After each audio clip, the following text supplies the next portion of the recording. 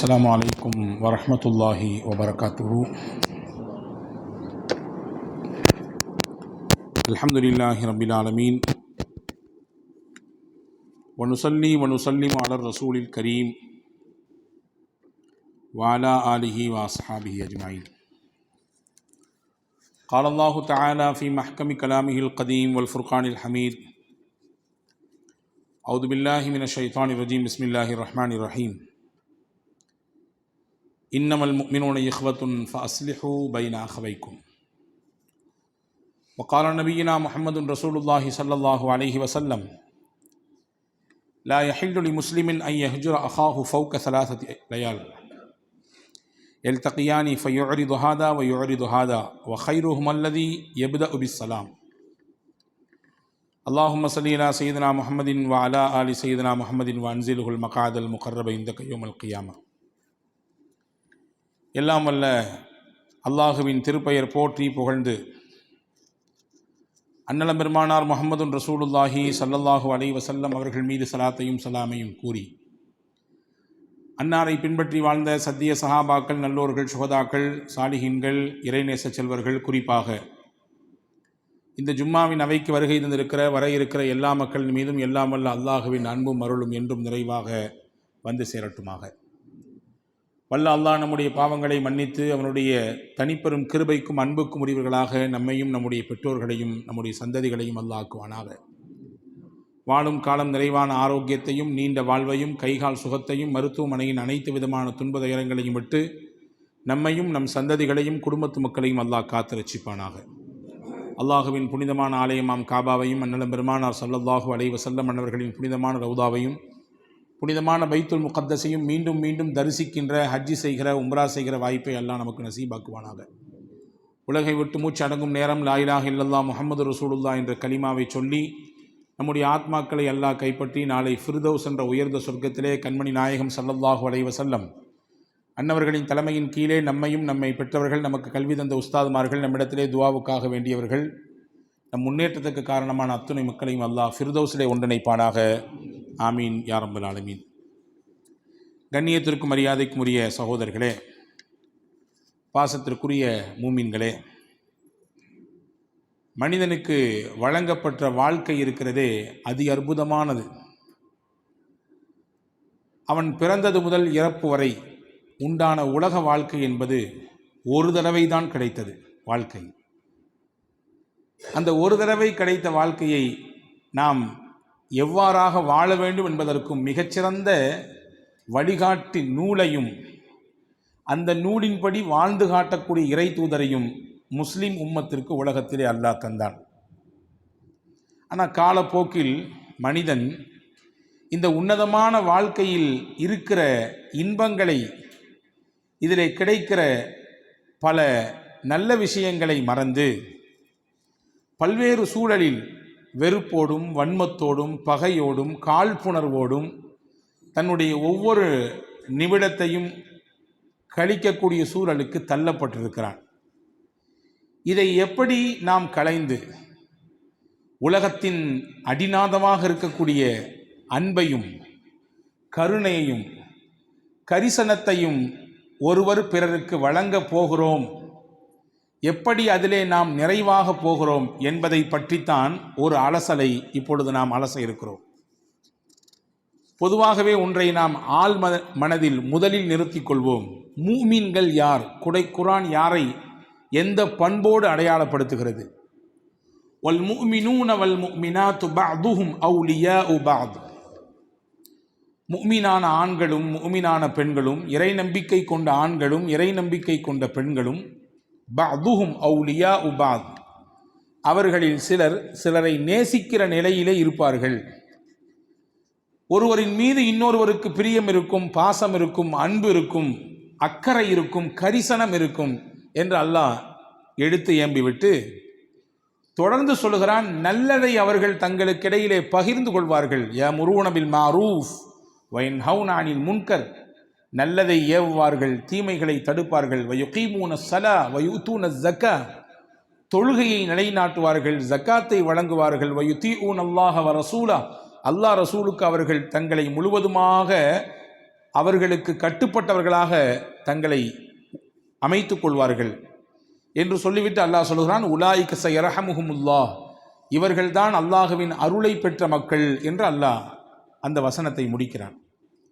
இப்போ மூமின்களின் முக்கிய அடையாளங்களில் ஒன்று அன்பு பரஸ்பரம் தங்களுக்கிடையிலே இருக்க வேண்டும். வெறுப்பு, பகை, வன்மம், காழ்ப்புணர்ச்சி அது களையப்பட வேண்டும். இதை இந்த வசனம் அழுத்தந்திருத்தமாக சொல்கிறது. ஆனால் உலகின் போகிற போக்கில், வேக உலகத்தில் நாம் வன்மத்தோடும் பகையோடும் வெறுப்போடும் தான் நாட்களை தள்ளுகிற சூழலுக்கு நாம் தள்ளப்பட்டிருக்கிறோம். அன்பான சகோதரர்களே, இதை நாம் எப்படி எதிர்கொள்ளப் போகிறோம்? எப்படி அன்பை மனித மனங்களிலே விதைக்கப் போகிறோம்? பகையையும் வெறுப்பையும் எப்படி நாம் வென்றெடுக்கப் போகிறோம் என்பதுதான் இன்றைக்கான செய்தி. கணவன் மனைவிக்கு இடையிலே வெறுப்பு, பகை இன்றைக்கு சர்வசாதாரணமாக அதிகரித்திருக்கிறது. ஒருவரின் முகத்தை இன்னொருவர் பார்ப்பதற்கு பிடிக்கவில்லை. உறவுகளுக்கு இடையிலே வெறுப்பும் பகையும் கூடியிருக்கிறது. நண்பர்களுக்கு இடையிலே பகையும் வெறுப்பும் நாளுக்கு நாள் நகர்ந்து கொண்டே இருக்கிறது, வளர்ந்து கொண்டே இருக்கிறது. ஆனால் அல் குர்ஆனும் ஹதீஸும் இதை எப்படி வென்றெடுக்க கற்றுத்தருகிறது பாருங்கள். முஹம்மது நபி ஸல்லல்லாஹு அலைஹி வஸல்லம் அவர்களுக்கு பிடித்தமான பிள்ளை ஹஜ்ரத் ஃபாத்திமா. ரசூலுல்லாவின் அங்க அடையாளங்கள், அவர்களின் தோற்றம், நடை, உடை, பாவனை எப்படியோ அப்படித்தான் ஃபாத்திமா அம்மாவிற்கும். ஃபாத்திமா ரதியல்லாஹு தஆலா அன்ஹா நடந்து வந்தால் நபிகள் நாயகம் நடந்து வருவதை போன்றே இருக்கும் தூரத்தில் இருந்து பார்த்தால். அப்படி ஒரு ஒற்றுமை இருவருக்கும். குணத்திலும் ஒற்றுமைதான். முகம்மது நபியின் குணம் என்னவோ அப்படித்தான் ஏகதேசம் ஃபாத்திமா ரதியல்லாஹுவின் குணமும் இருக்கும். மகளாரை அடிக்கடி சென்று வந்து பார்க்கக்கூடிய வழக்கம் நபிகள் நாயகம் ஸல்லல்லாஹு அலைஹி வஸல்லமுக்கு உண்டு. ஒரு நாள் போனாங்க, வீட்டுக்கார் கணவர் இல்லை. கேட்டாங்க, உம்மா கணவர் எங்க, அலி எங்கேன்னு கேட்டாங்க. ஃபாத்திமா அம்மா சொன்னாங்க, பைனஹு வ பைனி ஷை, எனக்கும் அவருக்கும் இடையில் ஒரு சின்ன வாக்குவாதம், பேச்சு முற்றி அவர் கொஞ்சம் கோச்சிக்கிட்டு வெளியே போயிட்டார். இது வீட்டுக்கு வீடு வாசப்படித்தானே. கணவன் மனைவிக்கு இடையிலே சிறு சிறு சண்டைகள் வருவதும் அதற்கு பிறகு சமாதானமாகுவதும், அதை ஒருவருக்கொருவர் அதை எப்படி கடந்து போக வேண்டும் என்பதெல்லாம் நாம் வாழ்க்கையிலே காணத்தான் செய்கிறோம். என்ன சொன்னார், ஏது சொன்னார்ன்றதை கேட்டுட்டு ஹஜரத் முஹம்மது ஸல்லல்லாஹு அலைஹி வஸல்லம் எங்கே போனாங்கன்னு கேட்டாங்க. வெளியே போயிட்டாங்க. ஒருத்தரை கூப்பிட்டு அலி ரலியல்லாஹு எங்கே இருக்கிறாங்கன்னு பாருங்கன்னு சொன்னாங்க. போனால் மஸ்ஜித் நபவி வெறும் கட்டாந்தரை, மண் தரை, அதிலே அப்படியே படுத்திருக்கிறார். அவர் போட்டிருந்த மேலங்கி, அது அந்த மேலே ஒரு துண்டை போன்ற ஒரு அமைப்பிலே ஒன்றை போட்டிருந்தால் அது கீழே விழுந்து கிடக்கிறது. வெறும் தரையிலே வெற்று உடம்போடு படுத்திருக்கிறார். ஸல்லல்லாஹு அலைஹி வஸல்லம் அவர்கள் போனார்கள். நபி நினைத்தால் எப்படியும் பேசலாம். என்னுடைய மகள் தானே, நீங்கள் கொஞ்சம் பொறுத்து போயிருக்கலாமல்ல, அதுதான் ஏதோ சின்ன பிள்ளைத்தனமாக பேசிருச்சுன்னா நீங்களும் பதிலுக்கு பேசி இப்படி கோச்சிட்டு வந்துடுறதா, என் மீது நீங்கள் கோச்சிக்கிங்களா, அதை மாதிரி தானே என்னுடைய மகளும் அப்படின்னா ரசூலுல்லாஹ் பேசவே இல்லை. இங்கே வெறுப்பை எப்படி அவர்கள் வென்றெடுக்கிறார்கள் என்று பாருங்கள். ஒரு சின்ன ஒரு கீறல் தான், ஒரு சின்ன ஒரு பேச்சுவார்த்தையில் ஏற்பட்ட வார்த்தை மோதல் தான். இதை எப்படி அன்பால் வென்றெடுக்கிறார்கள் பாருங்கள். ரசூலுல்லாஹ் போனாங்க, தன் மருமகன் அலிக்கு பக்கத்தில் உட்கார்ந்தார்கள். முதுகில் அப்படியே அந்த மண்ணெல்லாம் ஒட்டி இருந்தது. மண்ணினுடைய துகள்கள், வெற்று உடம்பில் படுத்திருக்கிறார் என்பதினாலே அந்த மண்ணெல்லாம் வேர்வையோடு சேர்ந்து முதுகில் ஒட்டி இருந்தது. போய் தான் கையால் அந்த மண்ணை எல்லாம் தட்டி விட்டாங்க. தட்டி விட்டு சொன்னாங்க, கும் யா அபத் துராப். அலி ரலியல்லாஹு அன்ஹு என்பது அவர்களுடைய சிறப்பு, அவர்களுடைய பெயர், இயற்பெயர். சிறப்பு பெயர் நிறைய இருக்கிறது. ஹைதர் என்று ஒரு பெயர் இருக்கிறது. இன்னைக்கு நம்மால் நிறைய ஹைதர்னு பெயர் வைக்கிறோமல்ல, இது அலி ரலியல்லாஹுக்கு வைத்த பெயர். அலி ரலியல்லாஹு சிங்கம், ஹைதர் என்றால் சிங்கம் என்ற அர்த்தம். போர்க்களத்திற்கு போய்விட்டால் சிங்கம் எப்படி காட்டிலே ராஜாவை போன்று இருக்குமோ, தைரியத்தோடு இருக்குமோ, அப்படி தைரியமாக நிற்பார்கள். அஞ்சுவது, அடிபணிவது எல்லாம் அல்லாஹ்வுக்கு மட்டும்தான். எதிரிகள் எவ்வளவு பெரிய ஆயுதத்தோடும் எவ்வளவு பெரிய தாக்குதலை முன்னெடுக்க வந்தாலும் துணிந்து முன்னால் போய் நிற்பார்கள். எனவே அவர்களுக்கு ஹைதர் என்ற ஒரு பெயர் இருக்கிறது. பல சிறப்பு பெயர்கள் இருக்குது. அந்த வரிசையில் அபு துராப் என்பது நபிகள் நாயகம் அவர்களுக்கு வைத்த பெயர். தட்டி விட்டுட்டு சொன்னாங்க, கும் யா அபு தராப், எந்திரிங்க அபு துராப். அபு துராப்னா மண்ணின் தந்தையே என்று பொருள். மண்ணோடு மண்ணாக கிடக்கிறதுனால, மண் அவருக்கு மேலே ஒட்டி இருக்கிறதுனால ரசூல் ஸல்லல்லாஹு அலைஹி வஸல்லம் தட்டி கொடுத்து ஒரு செல்லமாக அன்பாக கூப்பிட்டால், நம்ம வீட்டில் நம்ம பிள்ளைக்கு ஒரு பேர் வச்சுருப்போம், ஆனால் நம்ம செல்லமாக கூப்பிடுறதுக்கு ஒரு பேர் வச்சுருப்போம். ராஜா அப்படிமோ, அப்பா அப்படிமோ, இல்லையா? வாங்க என்று கூப்பிடுவதற்கு ஒரு செல்ல பேர் வைத்திருப்போம். அந்த மாதிரி செல்லமாக அன்பாக ஹஜ்ரத் ரசூலுல்லாஹி ஸல்லல்லாஹு அலைஹி வஸல்லம் ஹஜ்ரத் அலி ரலியல்லாஹு அன்ஹுடைய முதுகை தட்டி கொடுத்தார்கள். அலி ரலியல்லாஹுக்கு ஏன் நம்ம அங்கு கோவிச்சிட்டு வந்தோன்றதே மறந்து போச்சு. அந்த அன்பு என்ன மாதிரியான வேலையை செய்ததென்றால், நாம் என்ன செய்து விட்டோம், நபிகளின் மகளாரிடத்திலே நம் துணைவியாரிடத்தில் இப்படி பேசிட்டோமே, அது ரசூலுல்லாஹ்க்கு ஏதோ மனசை வருத்த கொடுத்துருக்குமோ என்று யோசிக்க செய்தது. அவரே சொல்லுகிறார், சையதுனா அலி ரலியல்லாஹு அன்ஹு, பிற்காலத்தில் என்னை அலி என்று மக்கள் கூப்பிடுவதை விட எல்லாரும் அபுத்துராப்னு கூட நல்லா இருக்கும்னு நினைச்சேன் நான். ஏன்னா அது நபிகள் நாயகம் எனக்கு அன்பாக வைத்த பெயர், அந்த பெயர் எனக்கு அப்படி பிடித்து போனது என்று சையதுனா அலியும் கர்ரமல்லாஹு வஜ்ஹு அவர்கள் கூறக்கூடிய வார்த்தையை பார்க்கிறோம். அப்போ வெறுப்புக்கு வெறுப்பு தீர்வு அல்ல, வெறுப்புக்கு அன்புதான் தீர்வு. பகைக்கு மறுபடியும் பகையை காட்டுவது தீர்வு அல்ல, பகைக்கு சமாதானம் தான் தீர்வு. இதை தான் நபிகள் நாயகம் ஸல்லல்லாஹு அலைஹி வஸல்லம் கற்றுத்தராங்க. அவர் அப்படி பேசுறாரு, அதனால் நான் திருப்பி அப்படித்தான் பேசுவேன். அவர் என்று அப்படி நடந்துக்கிட்டாரு, ரிட்டன் அதே மாதிரி தான் திருப்பி நான் நடப்பேன் என்று சொல்வது அறிவாளியின் சொல் அல்ல. ஒரு இறை நம்பிக்கையாளரின் செயல்பாடு எப்படி இருக்கும் என்றால், அங்கிருந்து என்ன வந்ததோ அதையே திருப்பி தரமாட்டார், அறிவார்ந்த முறையிலே அந்த விஷயத்தை கையாளுவார். ரசூலுல்லாஹி ஸல்லல்லாஹு அலைஹி வஸல்லம் அழகாக கற்றுத்தந்தார்கள். அன்பு சகோதரர்களே, நபிகள் நாயகம் ஒரு நாள் மஸ்ஜித் நபவியிலே உட்கார்ந்திருக்கிறார்கள். நூற்றுக்கணக்கான சஹாபாக்கள் சுற்றி அமர்ந்திருக்க, வந்த உடனே என்னமோ தெரியல, அன்னைக்கு பேச்சு ஆரம்பிக்க முன்னாடி இப்படி ஒரு வார்த்தை சொன்னாங்க ரசூலுல்லாஹ், உங்களில் யாராவது சொந்தக்காரங்க கூட சண்டை போட்டு இருந்தீங்கன்னா தயவு செஞ்சு இந்த சபையிலேருந்து எந்திரிச்சு போயிருங்கன்னாங்க. இந்த சபையில் உட்காராதீங்க, எந்திரிச்சு போயிருங்க. ஏன்னா சொந்தங்களோடு சண்டை போட்ட ஒருவர் ஒரு சபையில் உட்கார்ந்திருந்தால் அல்லாஹ்வின் அருள் அவரால் அந்த சபைக்கே வராது. அவர் மூலமாக இருக்கும் மொத்த நபர்களுக்கும் அருள் தடுக்கப்பட்டு போய்விடும். 100 பேர் இருக்காங்க, ஒருத்தர் சண்டை போட்டிருக்காரு சொந்தக்காரோட அப்படின்னா அவரால் அந்த 99 பேர்த்துக்கும் அல்லாஹ்வின் அருள் கிடைக்காது. இப்படி சொன்னாங்க பார்த்தீங்களா. அங்கே இருந்த நூற்றுக்கணக்கான சஹாபால ஒரே ஒருத்தர் வேகமாக எந்திரிச்சாரு, கடகடன் வெளியே போனார்.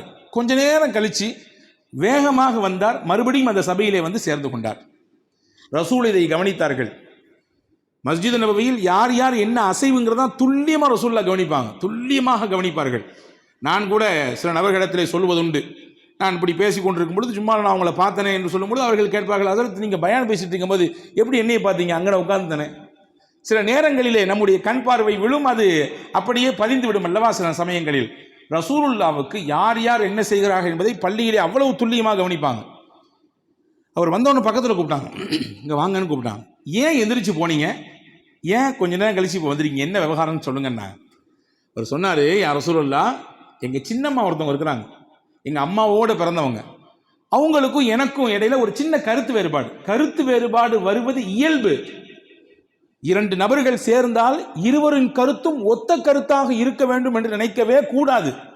5 விரல் ஒரே மாதிரி அமைப்பில் இருக்கான்னா இருக்காது, 5 வேற தான் இருக்குது, 5 விரலும் வித்தியாசமாக தான் இருக்குது.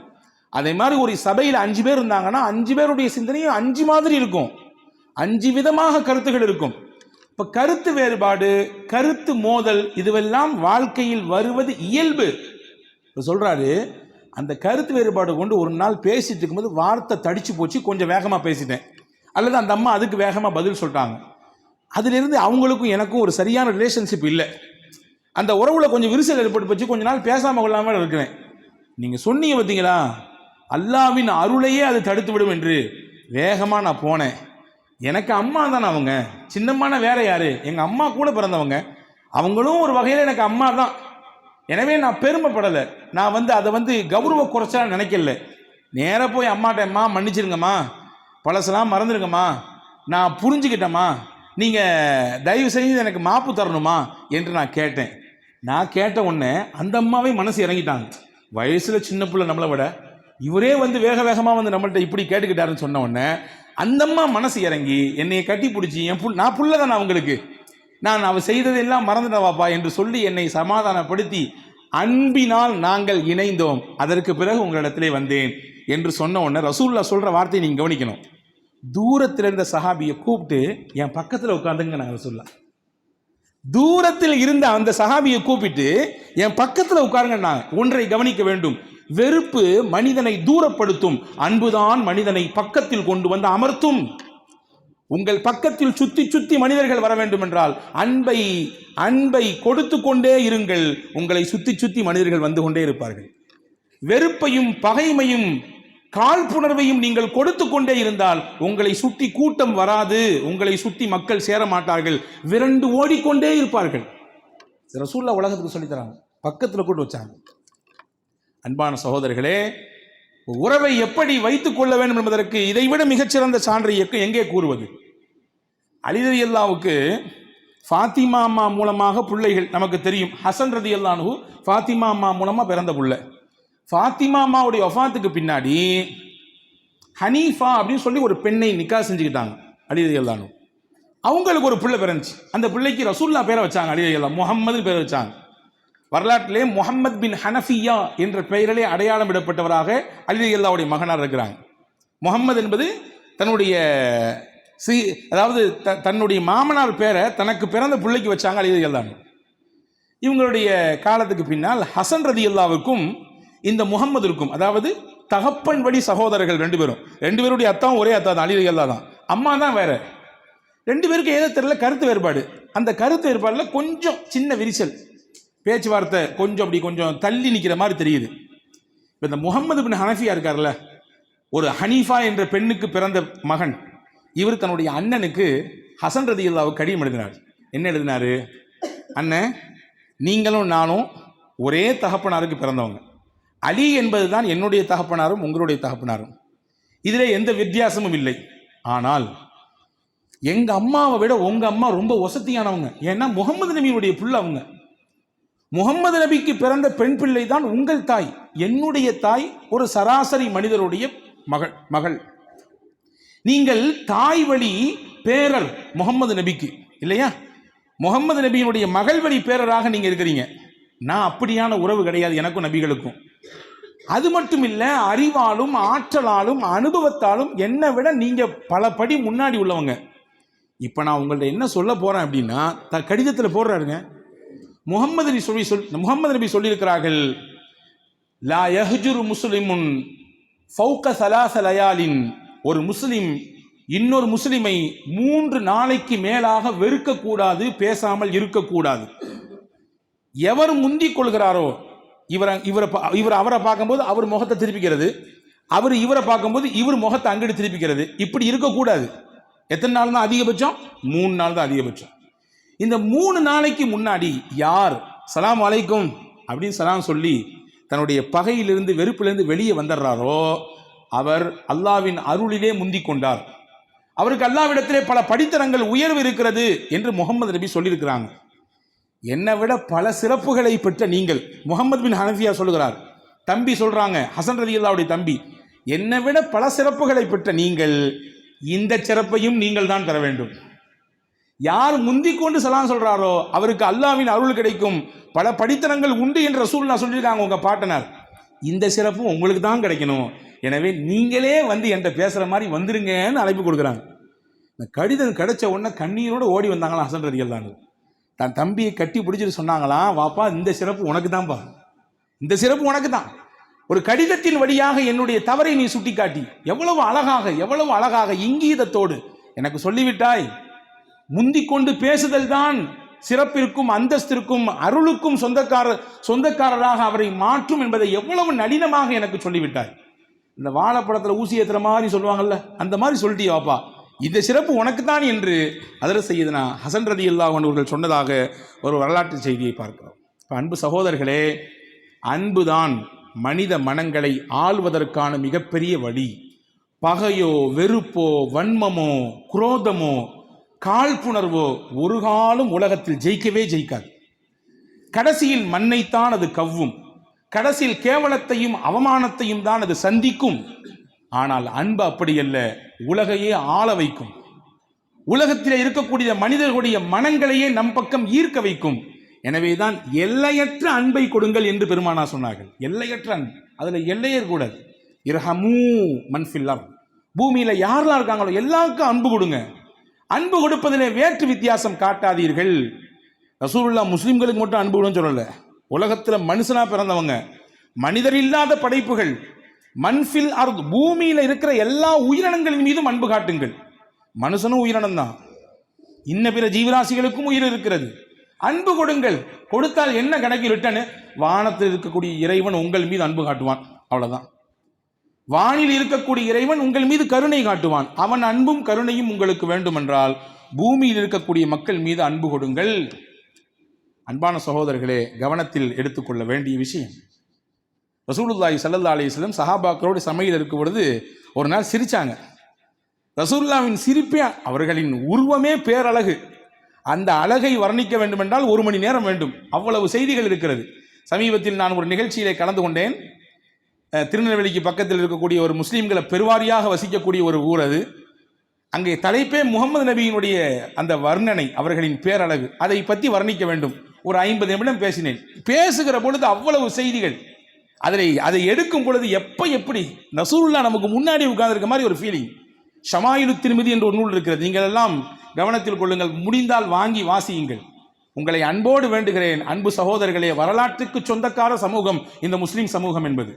அவ்வளவு வரலாறுகளையும் அறிவுகளையும் இந்த உலகத்திற்கு எல்லை இல்லாமல் கொடுத்தவர்கள் முஸ்லிம்கள். ஆனால் அந்த முஸ்லிம் சமூகத்திடத்தில் இன்று அறிவும் அதை தேடக்கூடிய அந்த வழியும் அதிலே கால் பதித்து இன்னும் ஸ்திரமாக நிற்கக்கூடிய அந்த விஷயமும் குறைந்திருக்கிறதோ என்று எண்ண தோன்றுகிறது. வாய்ப்பு இருந்தால் புத்தக கண்காட்சி போட்டிருக்கிறார்கள், கிட்டத்தட்ட ஒரு 15 நாட்கள் நடக்கிறது YMCA மைதானத்தில். அறிவை தேடக்கூடிய மக்களுக்கெல்லாம் அது மிகப்பெரிய விருந்து. வாய்ப்பு இருந்தால் போய் நல்ல புத்தகங்கள் வாங்கி வீட்டிலே வையுங்கள். புத்தகங்களை வாசிக்கக்கூடிய பழக்கத்தை நீங்களும் மேற்கொள்ளுங்கள். உங்கள் வீட்டில் வளரக்கூடிய பிள்ளைகளுக்கும் வாசிக்க கற்றுக் கொடுங்கள்.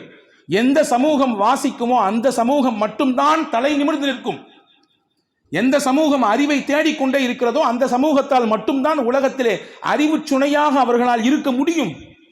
அன்பர்களே, சுருங்கி போய்விட்டோம் 4 கார்னருக்குள்ளே. நம் வாழ்க்கை 4 கார்னருக்குள்ளே சுருங்கி போய்விட்டது. இதையும் கடந்து உலகத்தில் எக்கச்சக்கம் ஏராளம் அறிவு தளங்கள் இருக்கிறது. அதை தெரிந்து கொள்ள வேண்டும் என்றால் வாசிக்க வேண்டும். அன்பர்களை சொல்லுகிறேன், கேளுங்கள். பெருமானாரின் அழகு பேரழகு, ஷமாயிலு திர்மிதி என்று ஒரு நூல் இருக்கிறது, முடிந்தால் வாங்கி வாசித்து பாருங்கள். ரசூலுல்லாஹ்வுடைய வர்ணனை தான். எப்படி ரசூலுல்லாஹ்வை சஹாபாக்கள் வர்ணித்திருக்கிறார்கள். அவர்களின் கண் அழகு என்ன, அவர்களின் கை அழகு என்ன, நடை என்ன, உடை என்ன, அவர்களின் ரோமங்கள் எப்படி இருக்கும், அப்படியே ஹதீஸ் வர்ணிக்கிறது. ரசூலுல்லாஹ் பார்க்கறதுக்கே அழகு. ரசூலுல்லாஹ் சிரிக்கிறாங்க, அழகோ அழகு பேரழகு. ரசூலுல்லாஹ் பல் தெரியுற மாதிரி சிரிக்கிறாங்க. சஹாபாக்கள் கேட்டாங்க, யார் ரசூலுல்லாஹ் நீங்க சிரிக்கிறதுக்கு என்ன காரணம்? ரொம்ப அழகா இருக்குது, நீங்க சிரிக்கிறதுக்கு காரணம் தெரிஞ்சுக்கணுமே அப்படின்னு கேட்டாங்க. ரசூலுல்லாஹ் சொன்னாங்க, 2 பேர் அல்லாஹ்வுக்கு இடத்துல நிற்கிறாங்க. மறுமையின் ஒரு சில காட்சியை நான் கண்டேன், அதுதான் என்னுடைய சிரிப்புக்கு காரணம். 2 நபர்கள் அல்லாஹ்வின் சன்னிதானத்திலே நிற்கிறார்கள். அவர்களிடத்திலே அவர்களிலே ஒருவர் சொன்னார் அல்லாஹ்விடத்திலே, யா அல்லாஹ், இருக்கார இவரான நான் படாத பாடுபட்டிருக்கேன், எனக்கு அப்படி இடைஞ்சல் பண்ணியிருக்கிறார், அப்படி எப்படியெல்லாம் பேசியிருக்கிறார், என்னுடைய பொருளை அபகரித்திருக்கிறார், என்னை அவமானப்படுத்தியிருக்கிறார், என் தன்மானத்திற்கு இழுக்கை ஏற்படுத்தியிருக்கிறார். எனவே எனக்கு இந்த நாளில் நீ மாலிக்கு யௌமித்தீன், நியாய தீர்ப்பு நாளின் அதிபதி நீந்தான், உனக்கு முன்னாடி நிற்கிறேன், எனக்கு நியாயம் வேண்டும் கேட்கிறார். என்னப்பா வேணும் அல்லாஹ் கேட்பான். ஒன்றும் இல்லை, அவர் செஞ்ச நன்மையெல்லாம் எனக்கு தர சொல்லிடு. இதுதான் அங்கே வேற என்ன தர முடியும்? காசு பணத்தையும் அங்கே கேட்கறது அல்லாட்ட.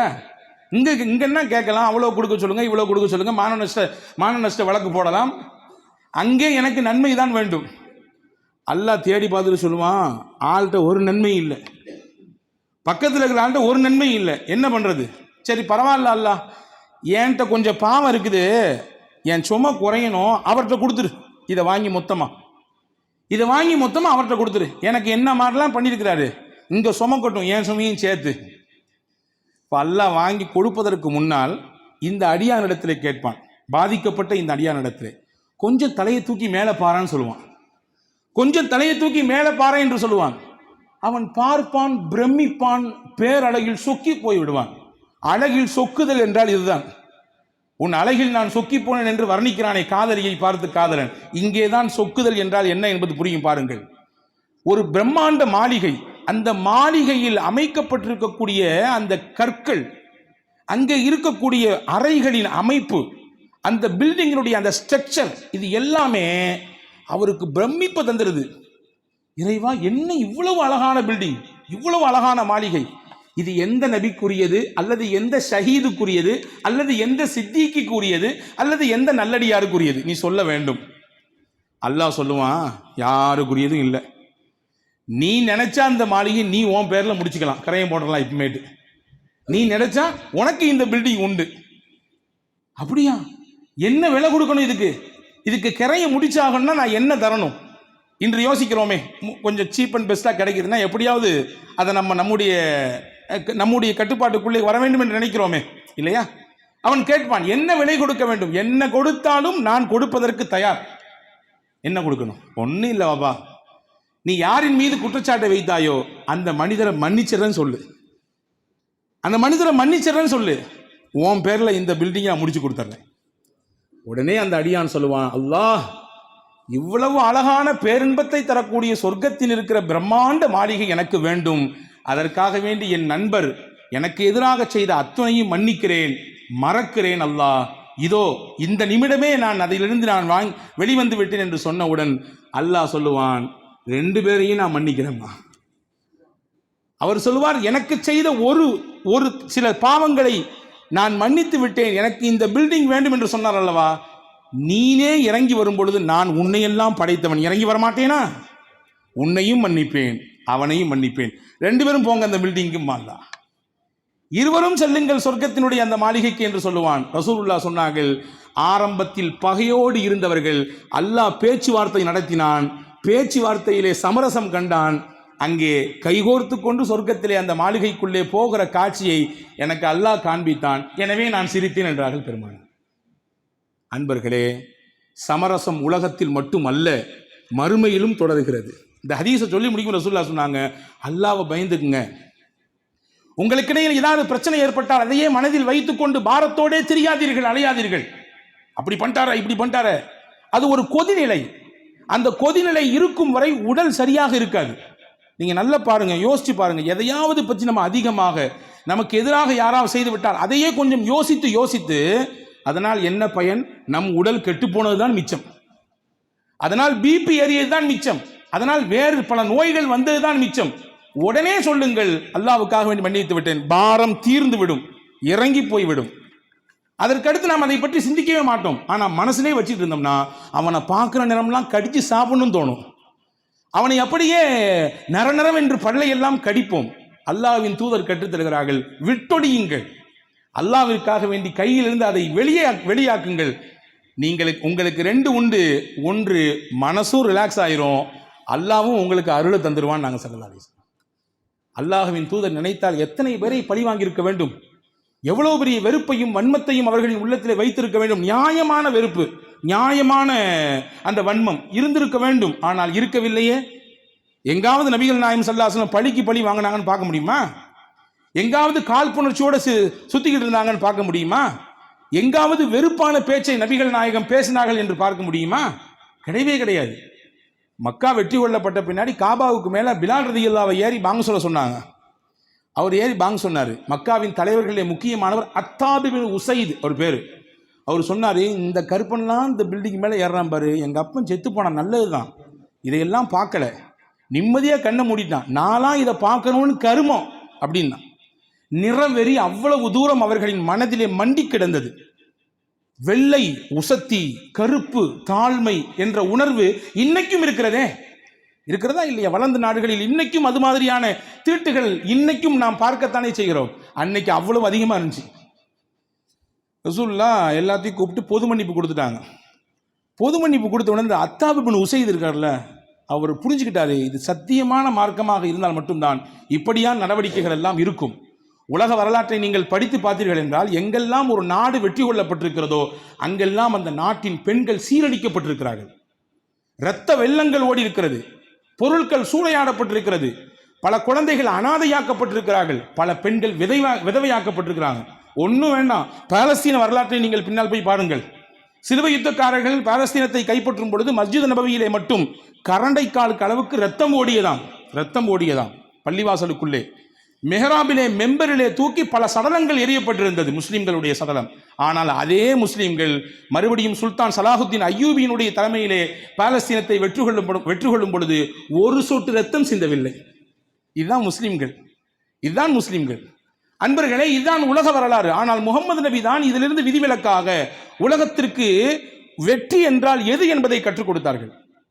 அத்தாப் இப்னு உசைத் வந்து மன்னிப்பு கேட்கிறார், யா ரசூலுல்லாஹ் நீங்கள் சத்திய தூதர் ஏற்றுக்கொள்கிறேன், அஷ்ஹது அல்லா இலாஹ இல்லல்லாஹ் அஷ்ஹது அன்ன முஹம்மது ரசூலுல்லாஹ் ஷஹாதா சொன்னாரு. சொன்னவன் ரசூலுல்லாஹ் அதை அக்செப்ட் பண்ணாங்க. மட்டும் இல்லை, அத்தாப் இப்னு உசைதுக்கு சொன்னாங்க, நீங்க தான் இனிமேல் மக்காவினுடைய கவர்னர்னாங்க. யாருங்க? இவர் தான் கொஞ்ச நேரத்துக்கு முன்னாடி பிலால் ரலியல்லாஹு பார்த்து எங்க அப்பா இவங்களெல்லாம் பார்க்கல செத்து போயிட்டான்னு சொன்னாரு. அந்த வெறுப்போடு சொன்னவருக்கு ரசூலுல்லாஹ் கொடுத்த பூக்கொந்து எது தெரியுமா? இனிமேல் நீங்கள் தான் இந்த மக்களை காக்க வேண்டும், நீங்கள் தான் அதற்கு பொறுப்பு. அன்புதான் ஜெயித்தது கடைசியில், இல்லையா? வெறுப்பும். மறுபடியும் இந்த வார்த்தையை சொல்லுகிறேன், அன்புதான் குடும்பத்தில் ஜெயிக்கும், அன்புதான் பிள்ளைகளிடத்திலே ஜெயிக்கும், அன்புதான் உங்களை சுற்றி இருக்கக்கூடிய சக மக்களின் அந்த உள்ளத்தையும் ஈர்ப்பையும் உங்களை நோக்கி திருப்பும். வெறுப்பும் பகையும் வன்மமும் குரோதமும் பழிவாங்கும் எண்ணமும் இதுவெல்லாம் ஒரு காலம் இந்த மண்ணிலே ஜெயித்ததாக வரலாறே இல்லை. வல்ல அல்லாஹ் அப்படிப்பட்ட சிறந்த சமூகத்தை நமக்கு தருவானாக. ஒரே ஒரு செய்தியை நான் சொல்லி முடிவுக்கு வருகிறேன் அன்பர்களே. மெல்போர்ன் என்று நாம் கேள்விப்படுகிறோம். ஆஸ்திரேலியாவினுடைய முக்கியமான நகரம் மெல்போர்ன்.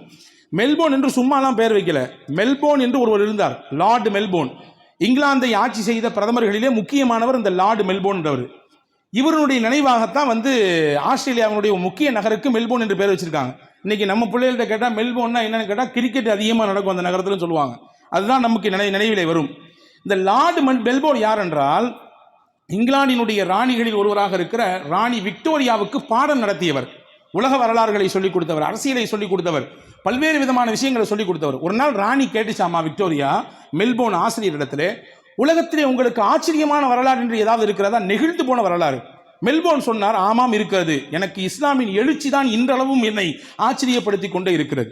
அவரிடத்திலே ராணி விக்டோரியா மறுபடியும் கேட்டது, எதற்காக வேண்டி இஸ்லாம் எழுச்சி பெற்றது, அதன் காரணம் என்ன என்று. மெல்போர்ன் சொன்னார், எதற்கு தெரியுமா? அவர்களிடத்திலே 2 பெரும் சக்தி இருக்கிறது முஸ்லிம்களிடத்திலே. ஒன்று, இறைவன் புறத்திலிருந்து கிடைக்கப்பட்ட வழிகாட்டி புத்தகம் நூல் குர்ஆன். 2வது, அதை உலகத்தில் வாழ்க்கையாக வாழ்ந்து காட்டிய இறை தூதர். இந்த 2 நபர்களையும் பற்றி பிடித்து கொண்டிருக்கும் காலமெல்லாம் முஸ்லிம் சமூகம் எழுச்சியான பாதையை நோக்கி நகர்ந்து கொண்டே இருந்தது. வரலாற்றில் எங்கெல்லாம் முஸ்லிம்கள் வீழ்ந்து போனார்களோ அங்கெல்லாம் அதற்கு பின்னால் இந்த 2ம் அவர்களிடத்திலே தளர்ந்து போய் இருந்தது. மறுபடியும் எப்பொழுது முஸ்லிம்கள் இந்த 2ஐயும் பற்றி இறுக பிடித்துக் கொள்வார்களோ, இந்த பிரிட்டிஷ் மட்டும் இல்லை, உலகத்தையே தங்கள் கால்களுக்கு கீழே கொண்டு வரும் ஆற்றலை அந்த 2ம் அவர்களுக்கு கொடுக்கும் என்று ராணி விக்டோரியாவிடத்திலே மெல்போர்ன் சொன்னதாக ஒரு தகவல் இருக்கிறது. எனவே அப்படிப்பட்ட சிறந்த வழிகாட்டி நூலையும் மிகச்சிறந்த வழிகாட்டியான இறை தூதர் முகமது ரசூலுல்லாஹையும் பெற்றவர்கள் நாம். அவர்கள் காட்டிய வழியிலே நிலைத்து வாழ்வோம், அவர்கள் சொல்லித்தந்த விஷயங்களை வாழ்க்கையிலே பின்பற்றுவோம். களைப்பை, குரோதத்தை, பகைமையை, வன்மத்தை மறந்து அன்பை உலகத்திற்கெல்லாம் கொடுப்போம். அல்லாஹ் தௌஃபீக் செய்வானாக. ஆமீன். வாஹிரு தாவான் அல்ஹம்துலில்லாஹி ரப்பில் ஆலமீன்.